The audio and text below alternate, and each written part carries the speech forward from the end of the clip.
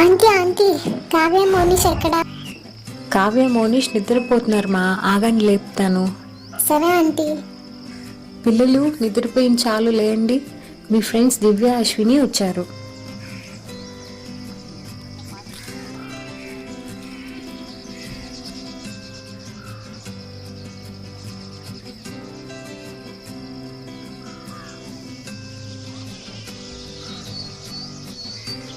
Hi దివ్య.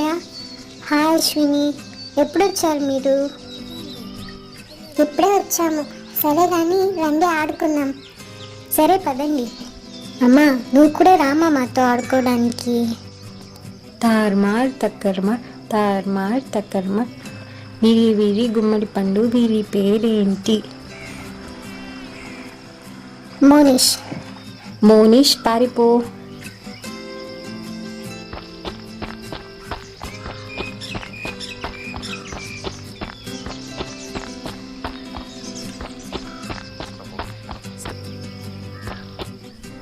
వీరి వీరి గుమ్మడి పండు, వీరి పేరేంటి? దివ్య. దివ్య పారిపో.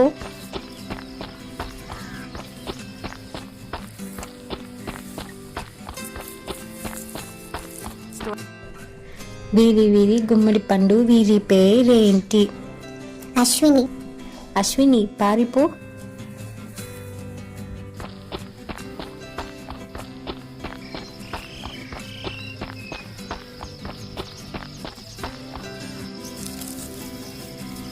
ఎక్కడ దొంగలు అక్కడే గప్చిప్, సోడా బుడ్డి.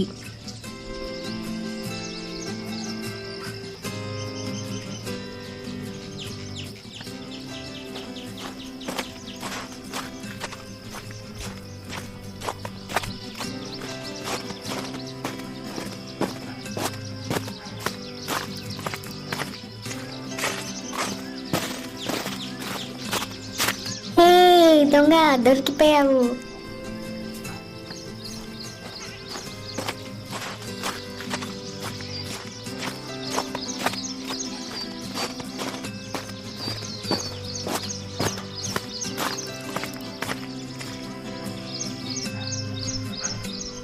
కనిపెట్టేశాను, బయటికి రా.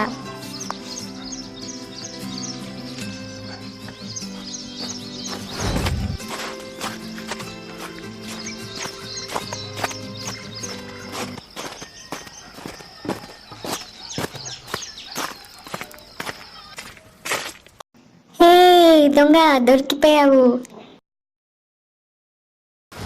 నెక్కొండ అనే గ్రామంలో స్వాతి అనే అమ్మాయి ఉండేది.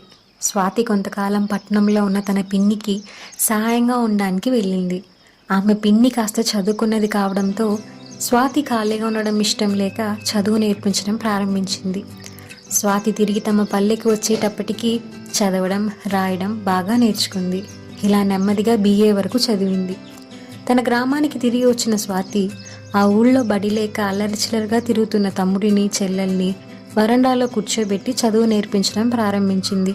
ఇది చూసి ఇరుగు పొరుగు వాళ్ళు, అమ్మాయి స్వాతి, కాస్త మా పిల్లలకు 4 అక్షరం ముక్కలు నేర్పు, నీకు పుణ్యం ఉంటుందని తమ పిల్లలను కూడా తెచ్చి కూర్చోబెట్టడం ప్రారంభించారు. స్వాతి ఆడుతూ పాడుతూ సరదాగా నేర్పడంతో పిల్లలకు కూడా చాలా ఆసక్తిగా వచ్చి నేర్చుకోవడం ప్రారంభించారు. స్వాతి నేర్పే పద్ధతి వల్ల పిల్లలకు తొందరగా చదువు వచ్చేది. క్రమంగా పిల్లల సంఖ్య పెరిగింది. కూర్చోవడానికి వరండా సరిపోవడం లేదు. ఇంటి ముందు చిన్న పందిరి వేశారు, అది కూడా చాలలేదు.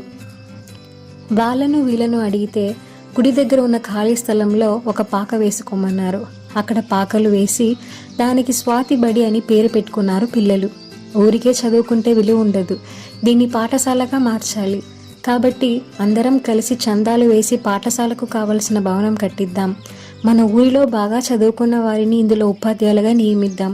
అప్పుడు మన ఊరి వారంతా బాగా చదువుకుని గొప్పవారు అవుతారు. మన గ్రామానికి మంచి పేరు కూడా వస్తుందని ఊరి వారంతా కలిసి నిర్ణయం తీసుకున్నారు. దాంతో స్వాతి ఎంతో సంతోషించింది.